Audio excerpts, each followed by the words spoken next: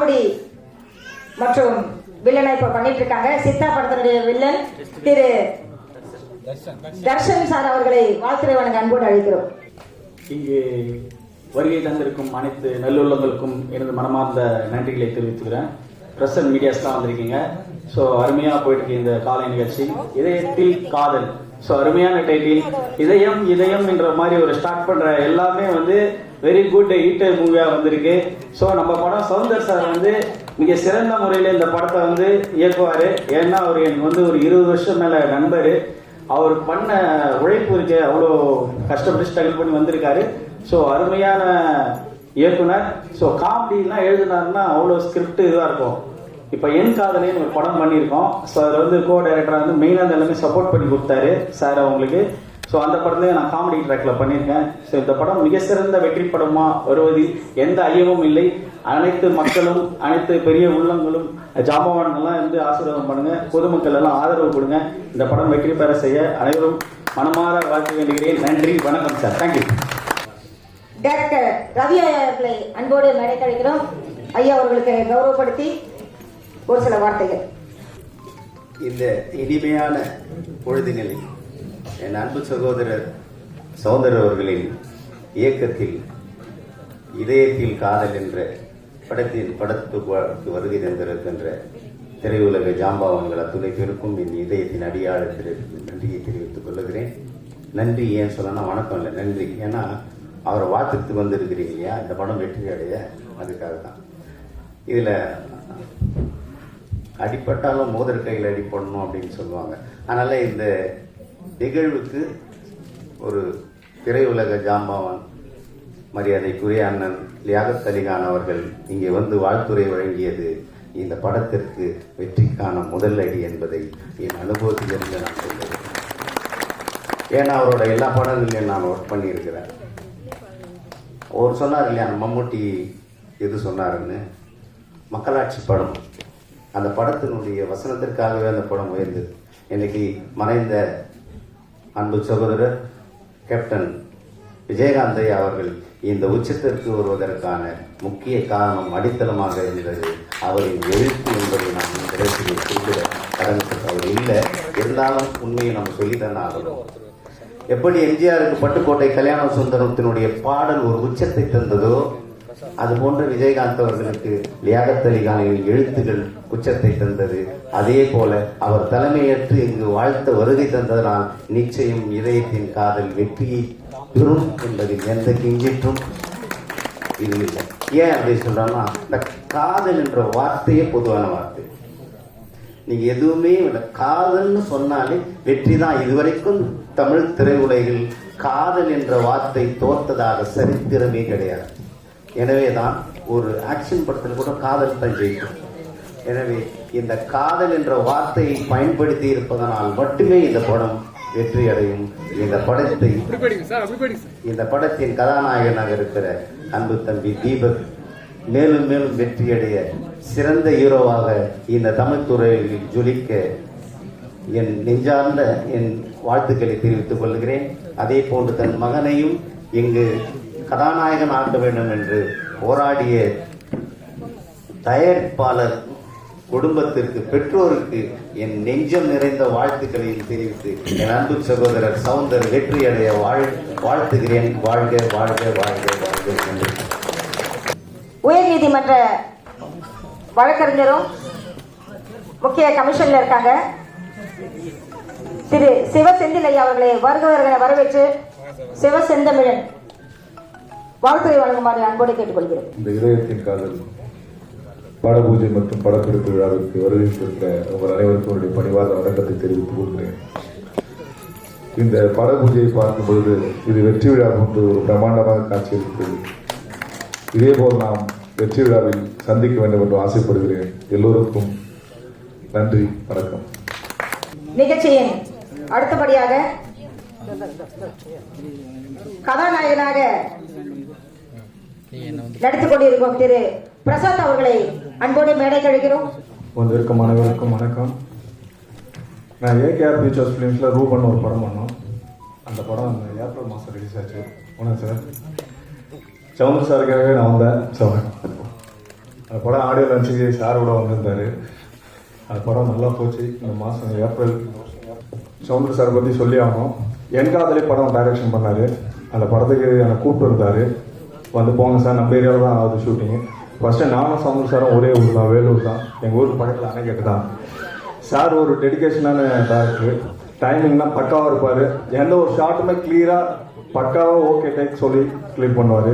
சாருடைய அங்கே ஸ்கில்லெல்லாம் பார்த்து நானே ரொம்ப பிரமித்தேன். சார் அந்த படத்தில் நம்ம சேர்ந்து ஒர்க் பண்ணலாம்னு. சரி சார் சொன்னார். அது சாருக்கு இந்த படம் கிடச்சது எனக்கு ரொம்ப சந்தோஷம். நான் அவரை மனமாற வாழ்த்துறேன். அதேமாதிரி பிரதர் தீபக்கும் சொன்னாங்க, இது ஃபர்ஸ்ட் மூவின்னு. அவரும் நல்ல பேர் புகழோட அடுத்தடுத்து படம் பண்ணணும்னு வாழ்த்துறேன். இந்த விழாக்கு என்னை அழைத்ததுக்கு ரொம்ப நன்றி. வணக்கம்.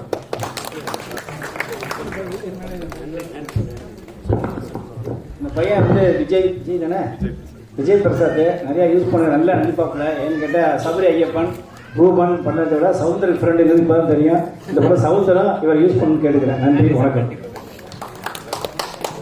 காமெடி நடிகர் திரு அப்பு அவர்களை அன்போடு அழைக்கிறோம். அனைவருக்கும் இனிய காலை வணக்கம்.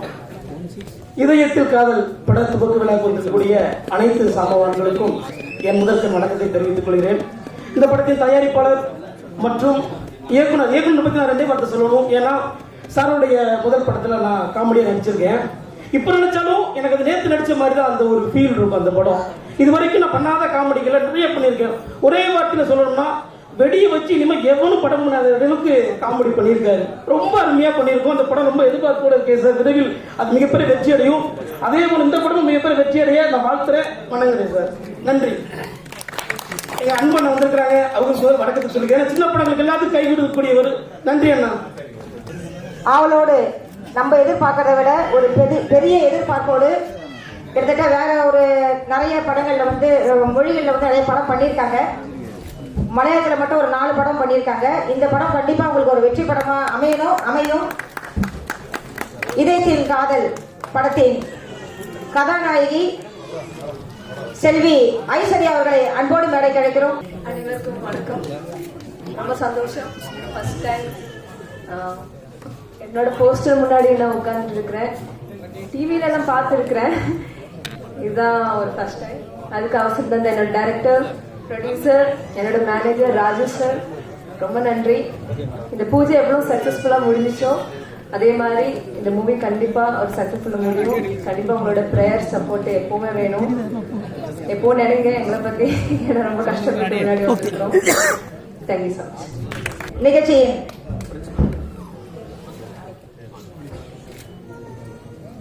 பிரின்சிபல் திரு மாணிக்கமையா அவர்களை வாழ்த்துறை வழங்க அன்போடு மேடை கிடைக்கிறோம்.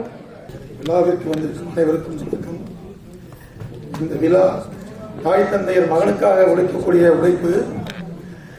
இது நல்ல முறையிலே நடந்து வெற்றி பெற வேண்டும் என்று இயக்குநரை சேர்ந்த அவர்கள் அனைவரையும் வேண்டி கேட்டுக்கொள்கிறேன். நிறைய கலைஞர்களை வாழ வைத்து இன்றைக்கு சமூக பணியில் ஒரு பொலிட்டிக்கல் லீடராக தான் வந்து பார்த்தீங்கன்னாக்கா ஒருத்தர் ஒர்க் பண்ணுவாங்க, ஒருத்தர் வீட்டில் இருந்து எல்லா வேலையை கவனிச்சுக்குவாங்க. ஆனால் இங்கே பார்த்தீங்கன்னாக்கா கணவன் மனைவி இருவருமே சேர்ந்து இன்னைக்கு சமூக சேவையில மட்டும் இல்லை மற்ற எல்லா விஷயத்திலையும் வந்து ஒரு முன்னோடியாக திகழும் இப்படத்தின் ப்ரொடியூசர் திரு செல்வம் ஐயா அவர்களை மிகுந்த ஒரு கரகோஷத்துல நிறைய கலைஞர்களை வாழ இருக்கிறதா பெரிய விஷயம். ஐயா அவர்களை வாழ்த்துறை வழங்க அன்போடு அழைக்கிறோம். இந்த நல்ல வேளையிலே இமயம் ட்ரெண்டிங் கிரியேஷன் என்ற நிறுவனத்தை நிறுவி அதனுடைய முதல் படம் இதயத்தில் காதல், அதனுடைய தயாரிப்பாளர் என்னுடைய பேர் செல்வம், என் மனைவி பேர் அகிலா செல்வம், என்னுடைய மகன் தான் தீபக். ஓகேவா?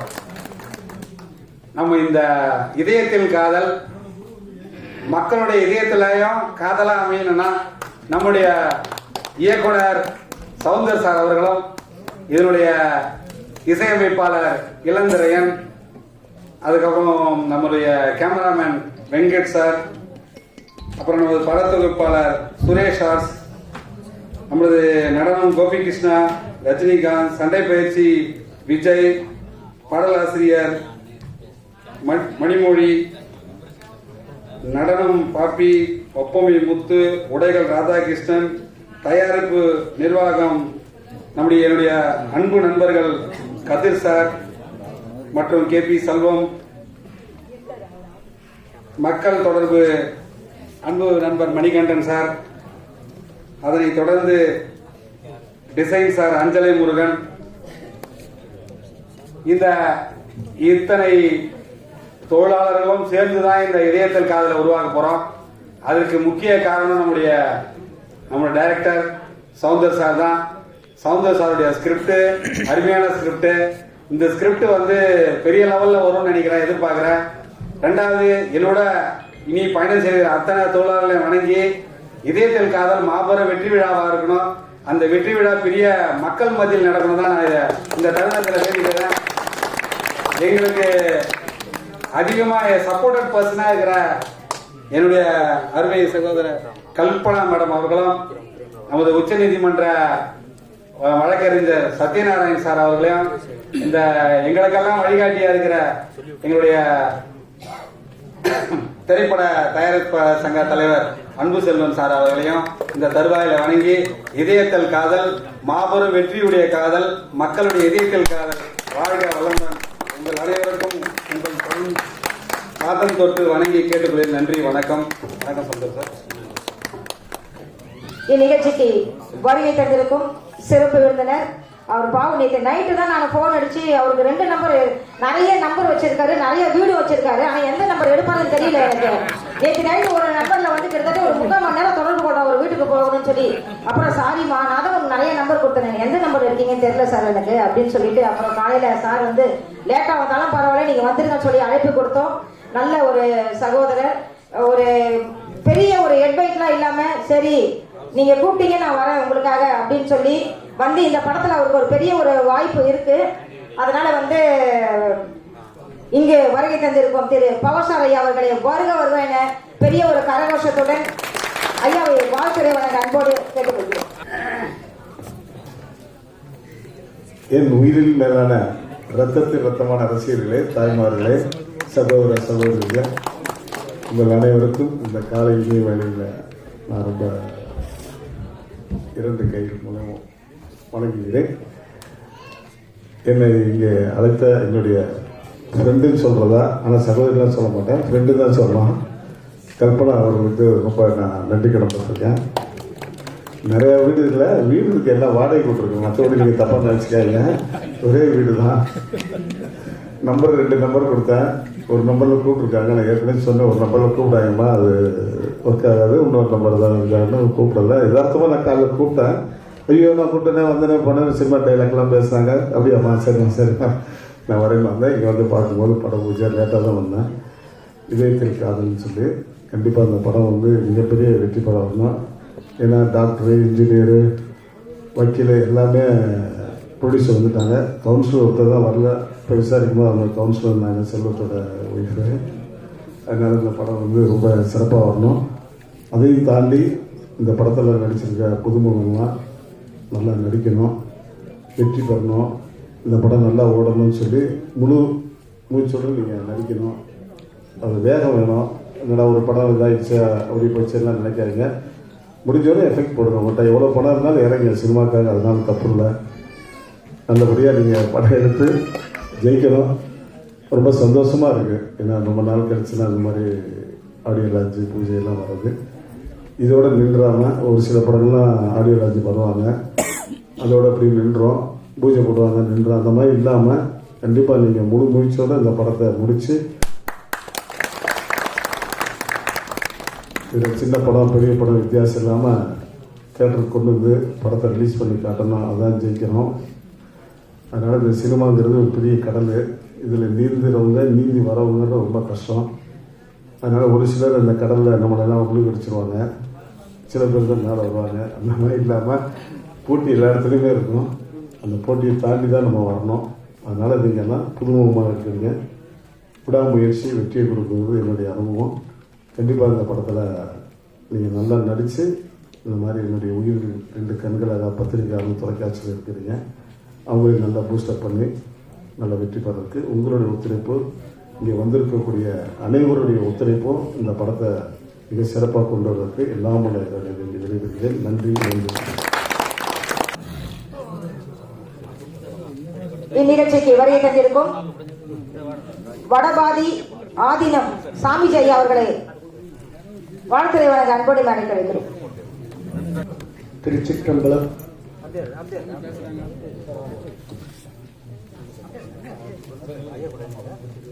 சுபமான அருமையான இந்த தருணம், இந்த இதயத்தில் காதல் என்ற இந்த படம்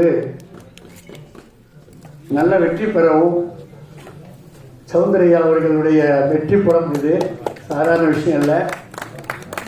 செல்வம் பேரு அகிலா செல்வம் இந்த படம் வெற்றி அடைஞ்சு பெரிய செல்வத்தோடு திகழணும்னு நான் பிரார்த்தனை பண்றேன். அதாவது எத்தனை செல்வங்கள் வேணாலும் இருக்கலாம், அருட்செல்வம் கிடைக்கிறது ரொம்ப கஷ்டம். அருட்செல்வத்தோடு அருள் புகழ் கிடைக்கலாம், அருளோடு கூடிய புகழ் கிடைக்கிறது ரொம்ப கஷ்டம். என்னுடைய பேரன் அவன் என்பதை மகிழ்ச்சியோடு நான் தெரிவிச்சுக்கிறேன். இந்த அற்புதமான இந்த தருணத்தில் இந்த குழந்தைகள்லாம் நல்லா சிறப்பாக நடிச்சு நல்ல பேரும் புகழும் பெற்று சௌந்தர்யா அவர்களுக்கு மிகப்பெரிய பேர் எடுத்து தந்து பெற்ற தாய் தந்தையருக்கு ஒரு நல்ல ஒரு வெற்றி செல்வனாக அருமையா வெற்றி தரணும். நான் எத்தனையோ நிகழ்ச்சிகளை சிறப்பழைப்பாளராக போனவன். நான் போனால் அந்த இடம் வெற்றி பெறுன்றது எனக்கு நல்லாவே தெரியும், அது செல்வத்துக்கு தெரியும். அதனால ஏன்னா ஒரு விஷயத்தை மனதார ஆத்மபூர்வமா உண்மையானவங்க நேர்மையானவங்க போகும்போது அது வெற்றி அடையும். அந்த வகையில தம்பியை குழந்தையிலன்னு பார்த்துட்டு இருக்கிறேன். நல்ல வெற்றி அடையணும் இந்த படம். எல்லாம் வல்ல பரமேஸ்வரனை பிரார்த்தனை செய்து இந்த இதயத்தில் காதல் என்ற படம், இந்த படத்துல பார்த்த ஆரம்பத்துல இங்க வாங்க, முதல்ல ஒரு அம்மா பேசிட்டு இருந்தாங்க. இந்த நான் கவிஞர் 1800 பாடல் எழுதினேன். அந்த வார்த்தைகளை கரெக்டா கமா முற்றுப்புள்ளி வச்சு அருமையா வரவேற்பு கொடுத்துட்டு இருந்தாங்க. ரொம்ப வாழ்த்தினப்போ. அதே மாதிரி இந்த அம்மா நான் தமிழ்நாடு பத்திரிகையாளர் சங்கத்தில் டிவிஜேல இருக்கேன். நான் பத்திரிகை ஆசிரியர் வேற. நீங்க உங்களுடைய பத்திரிகையிலே என்னை பத்தி வந்திருக்கு. ரொம்ப அற்புதமா அந்த வரிகள் ஒன்னொன்னு அவங்க பேசும்போது அந்த அழைக்கும் போது கடைசியில ஒரு கேள்வி வச்சாங்க பாருங்க, இதயத்தில் காதலுக்கு பதில் சொல்லிட்டு வெளியில போட்டு நானும் ஆர்வத்தோடு இருக்கிறேன். ஏன்னா இதயத்தில் தான் காதல் வரும், வேற எங்கேயும் வராது. ஆனா அது விளக்கம் தரணும். அந்த நல்ல அருமையா நீங்களும் வரிகளை எடுத்து கரெக்டா பண்ணீங்க. ஒரு பதமா ஆமா, கடைசியா தான் ஒரு விளக்கம் சொல்லணும். அதுக்காக நான் உட்கார்ந்து நினைக்கிறேன். எனக்கு எத்தனையோ பணிகள் இருந்தாலும். அதனால சிறப்பு, ரொம்ப மகிழ்ச்சி. அனைவரும் வாழ்க, அனைத்தும் வாழ்க, பல்லாண்டு பல்லாண்டு சிரஞ்சீவியாக வாழ்க. இது எத்தனை இருந்தாலும் அந்த ஒளிப்பதிவு எல்லாம் பண்றாங்க பாத்தீங்களா, அவங்க கையில தான் இருக்குது. அழகா இருக்கிறதா எப்படி இருக்குது, அதுதான் உண்மை. படம் எடுக்கலாம், நீங்க செலவு பண்ணலாம். அவங்க அந்த ஒளிப்பதிவாளர்கள், அந்த இயக்கங்கள் அந்த ஒளிப்பதிவு பண்ணும்போது அவங்க எடுக்கிறதால அந்த அழகே இருக்கு. அதனால அவங்க எல்லாம் பல்லாண்டு வாழணும். ஐயா அவர்கள் ரொம்ப ஆர்கே அன்புச்செல்ல ஐயா அவர்கள் எனக்கு தெரியும். அவர் எனக்கு தெரியுமா தெரியாது. ரொம்ப நான் அந்த சிவாஜி சார் ஐயா டிவிஜேல பல முறை மீட் பண்ணியிருக்கேன். ரொம்ப நல்ல இது.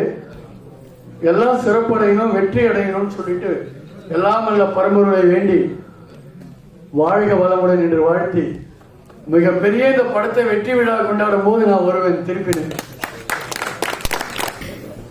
நிகழ்ச்சியின் இறுதிக்கட்டமாக இதயத்தில் காதல் படத்தின் இயக்குனர் நமக்கு அந்த சந்தேகத்தை சொல்லிவிட்டு அனைவருக்கும் நன்றி உரையாற்றுவார்.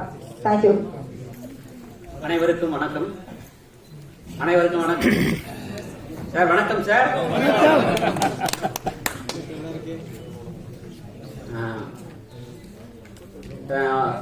ஒரு சின்னதாக கொஞ்சம் பேசிக்கலாம்னு ஆசைப்படுறேன். என்னோட பேர் சவுந்தர். சினிமாவுக்கு பார்த்தீங்கன்னா சினிமாவுக்கு சம்மந்தம் இல்லாத ஒரு குடும்பத்திலேருந்து வந்தேன். சினிமாவில் இவ்வளோ கஷ்டங்கள் இருக்குன்னு எனக்கு தெரியாது. அன்பு சார் ஒரு நாள் சொன்னார், படாத பாடுபட்டேன், சுத்தாத சுத்தில ரோடா தெரு வளைஞ்சேன்னு. கிட்டத்தட்ட நானும் அதே மாதிரி தான் ரோடா தெருவா பசி பட்டி சோறு தண்ணி இல்லாம குடும்பத்துக்கே தெரியாது.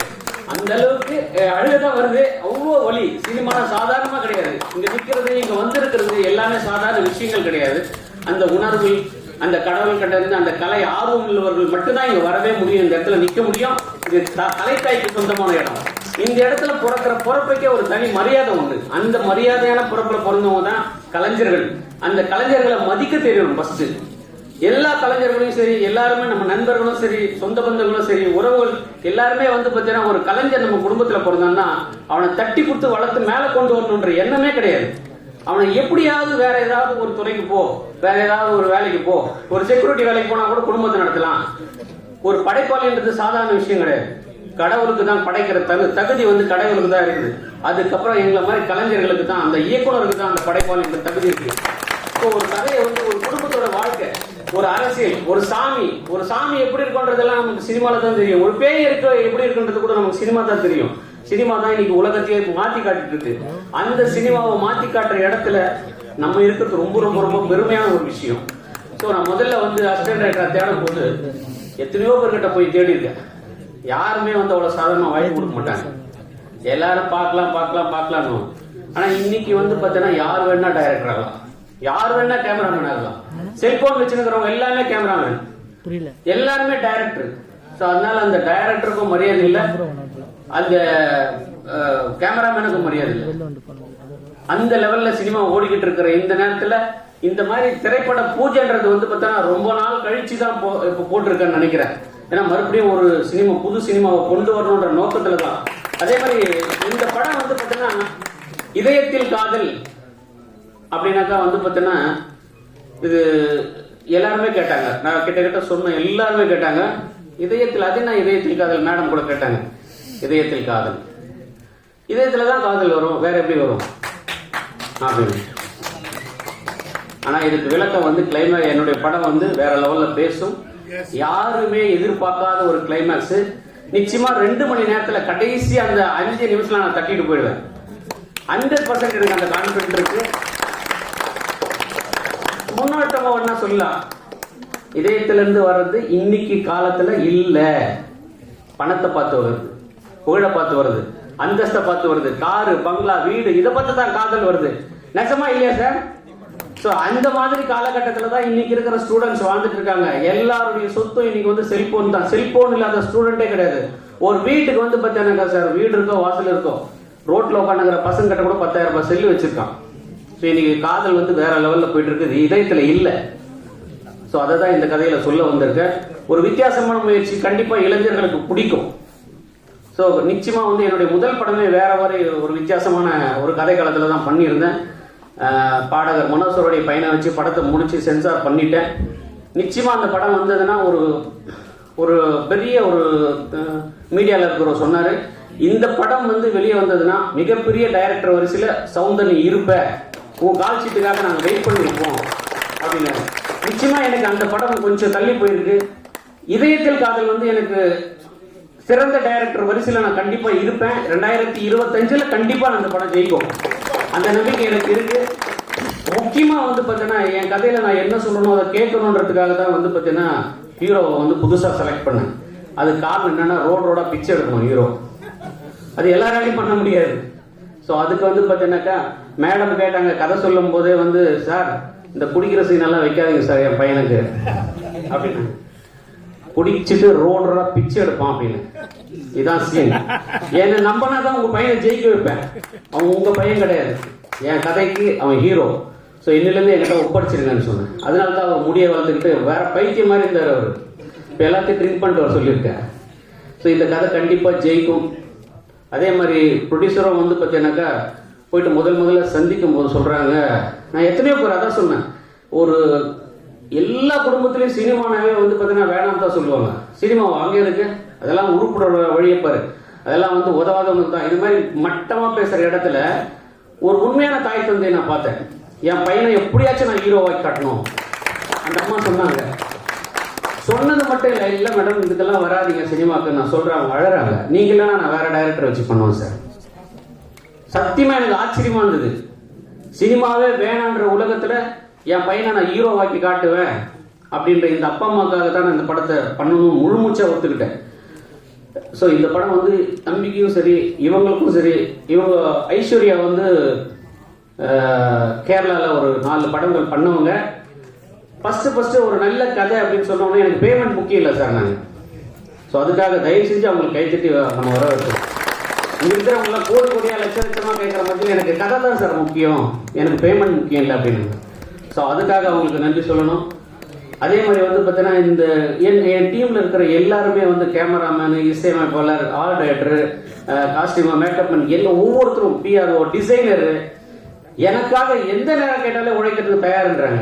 நீங்கள் ஜெயிக்கணும் சார், நீங்கள் ஜெயிக்கணும் சார்.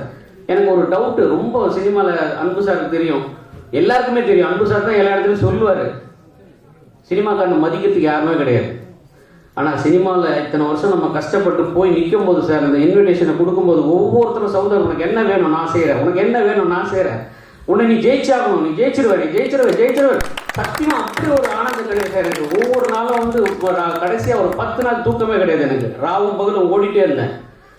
நிச்சயமாக இந்த படம் வந்து எனக்கு ஒரு நல்ல ஒரு மாற்றத்தை கொடுக்கும். அதே மாதிரி வந்து சார் சொன்னார், 50 பேர் நான் சீஃப் கெஸ்டாக கூப்பிட்டுருக்கேன். சினிமா வரலாற்றில் இது வரைக்கும் இந்த மாதிரி நடந்ததே கிடையாது, ஃபர்ஸ்ட் டைம். அது காரணம் என்னன்னா சார், என்னோட முதல் படத்தில் வந்து பருத்திவரன் கார்த்திக், பிரபு சார், பார்த்திபன் சார் எல்லாருமே பெரிய ஜாம்பவான்கள், கலைப்புலிதான சார், அன்பு சார் எல்லாருமே வந்து மொத்த ஃபோக்கஸும் வந்து அவங்க மேலே தான் இருக்கு. ஸோ என்னுடைய படத்தோட ஹீரோவை திரும்பி பார்க்க கூட யாருமே இல்லை. ஓ, அப்போ நம்ம பண்ணுற பெரிய தப்பு, ஏற்கனவே ஜெயிச்சவங்களை கூப்பிட்டு வந்து மறுபடியும் விளம்பரப்படுத்த நம்ம படம் எடுக்கல. நான் ஒரு புது ஹீரோவை எடுத்திருக்கேன், அவர் ஃபோக்கஸ் பண்ணுற ஒரே நோக்கத்தினால தான் எங்க மேல வந்து நம்பிக்கை வச்சு எனக்காக, சௌந்தருக்காக வரேன், செல்வத்தாருக்காக வரேன், இங்க இருக்கிற கதிர் சாருக்காகவும் ஒவ்வொருத்தருக்காக வர, அவங்கள மட்டுமே நம்ம சீஃப் கெஸ்டா கூப்பிடுவோம் அப்படின்னு முடிவு பண்ணேன். ஸோ அதில் வந்து எல்லாருக்கிட்டையும் போய் கேட்கும்போது கண்டிப்பாக வரேன், எவ்வளோ வேலை இருந்தாலும் நான் வரேன், உனக்காக வரேன் சௌந்தர், உனக்காக வரேன் அப்படி சொன்னாங்க சார். சாரும் சொன்னார், சார் எனக்கு பெரிய டீம் இருக்கு சார். அப்போலா கல்லூரி முதல்வர் வந்திருந்தாரு, சொல்லாமா சார்? 3000 ஸ்டூடெண்ட்டை வந்து ஆடியோ ஃபங்க்ஷனுக்கு உங்களுக்காக நான் உட்கார வைக்கிறேன், என் மாணவன ஸ்டூடெண்ட்டை வந்து நீங்கள் ஹீரோ ஆக்கியிருக்கீங்க, 3000 பேரை கொடுக்குறேன்னு சொல்லியிருக்காரு ஆடியோ ஃபங்க்ஷனுக்கு. ஸோ நிச்சயமாக எனக்கு ஒரு நல்ல ஒரு எதிர்காலம் தெரியுது. எனக்கு கூட எல்லாருமே வந்து ஒத்துழைக்கிறத பார்த்தா ரொம்ப சந்தோஷமாக இருக்குது. எனக்கு பிரித்து பேச தெரியல. என் கூட படித்த நண்பர்கள் வெள்ளூர்லேருந்து எனக்காக வந்திருக்காங்க. இங்கே என் கூட நடித்த பழைய படங்களில் நடித்தவங்க, நேற்று பார்த்தவங்களை கூட நான் பார்த்துருக்கேன். யாரையும் நான் மதிக்காமல் இல்லை, எல்லாரையும் நான் மதித்து கூப்பிட்டுருக்கேன். இங்கே வேணா நான் என்னால் கூப்பிட்டு மேடையில் அவங்கள கௌரவப்படுத்த முடியாமல் இருந்திருக்கலாம். என் மனசுக்குள்ளே ஒவ்வொருத்தருக்கும் ஒவ்வொரு தனி இடம் வச்சுருக்கேன். அதே மாதிரி வந்து Poes garden office, Poes garden ஆஃபீஸ்னாவே தனுஷ் சார் பண்ண மாதிரி அது வேற லெவல். அதுக்கு வந்து பார்த்தீங்கன்னா கதிர் சார் மூலமாக கல்பனா மேடமும் சார் சத்யா சாருக்கும் இந்த நேரத்தில் நான் நன்றி கடன் பட்டிருக்கேன். ஸோ அவங்க தான் வந்து பார்த்தீங்கன்னாக்கா எனக்கு எந்த நேரம் பார்த்தாலும், சார் இது நம்ம படம் சார், நீங்கள் ஏன் கவலைப்படுறீங்க? நான் நிஜமாக ரொம்ப கஷ்டமாக இருந்தது சார். லியாகத் அலி கான் சாரை பார்க்கும்போது எல்லாரும் உட்காந்துருக்காங்க, நான் போய் பின்னாடி உட்காந்துருக்கேன் அமைதியா. சார் நீங்கள் வாங்க சார், நீங்கள் பொண்ணாட போத்துங்க, நம்ம படம் சார், நீங்கள் ஏன் சார் பின்னாடி நிற்கிறீங்க? கல்பனா மேடம் சொல்லும்போது கண்ணெல்லாம் கலங்கிடுச்சு எனக்கு. ஸோ இந்த மாதிரி நல்ல மனிதர்கள், நல்ல உள்ளங்கள் எல்லாருமே வந்து என்னை வாழ்த்த வந்த அத்தனை பேருக்கும் என்னால் எப்படி சொல்கிறதுன்னு தெரியல, அந்த அளவுக்கு நான் நன்றி கடன் பட்டிருக்கேன். தயவு செஞ்சு வந்த அனைவருக்கும், என்னுடைய டெக்னீஷியன்ஸ், சீஃப் கெஸ்ட் எல்லாருக்கும் பிரித்து சொல்ல முடியாமல் நான் கூப்பிட்ட யாருமே மிஸ் ஆகலை சார். இப்போ கூட எடிட்டர் கோபிகிருஷ்ணா சார், எடிட்டர் சங்க தலைவர் வந்திருக்காரு. அதே மாதிரி தயாரிப்பாளர் வந்து விஜயசேகர் சார் வந்திருக்காரு. இந்த யூனியன் ப்ராப்ளத்தினால வந்து பார்த்தீங்கன்னா எங்களை வந்து இந்த ஸ்டேஜுக்கு வேண்டாம் அப்படின்னு சொல்லிட்டு பின்னாடி உட்காந்துருக்காங்க. அவங்களுக்கு இந்த இடத்துல நன்றி சொல்ல கடமைப்பட்டிருக்கேன். ஆனால் அன்பு சார் சொன்னார், எந்த யூனியன் இருந்தாலும் நான் பார்த்துக்கிறேன். இல்லை இந்த ஒன்று சொல்கிறேன், இப்போ சொன்னார் எல்லாரும் தொழில் தேடி, சினிமா தேடி, காஷ்மீர்லேருந்து கன்னியாகுமரிலேருந்து வந்து மெட்ராஸ் வந்தால் எல்லாரும் வந்துருக்காங்க. யாரும் ஈகோ பார்க்காதீங்க, எல்லாரும் ஒன்று தான். நம்ம எப்படி சொன்னாலும் ஜெயிக்கிறவங்க ஜெயிச்சு போயிட்டே இருப்போம். சினிமாவை பொறுத்த வரைக்கும் யாருக்கும் நிரந்தரம் கிடையாது. இன்னைக்கு வரும், நாளைக்கு போவோம். சவுந்தரப்பாரு இன்னைக்கு இது வரைக்கும் இன்னைக்கு இப்போ வந்துட்டு அத்தனை பேருமே தான் போட்டிருக்காரு. யாரும் ஒரு ஆள் உள்ளாங்க, அவர் அப்பப்போ சொல்கிறாரு, யாராக இருந்தாலும் மேடைக்கு வாங்க, நம்ம எனக்காக நீங்கள் வர வேண்டாம், சவுந்தருக்காக வாங்க. நன்றி. மறுபடியும் ஒரு முறை எல்லாருக்கும் நன்றி சொல்லிவிட்டு முடிச்சுட்டு, நன்றி, வணக்கம்.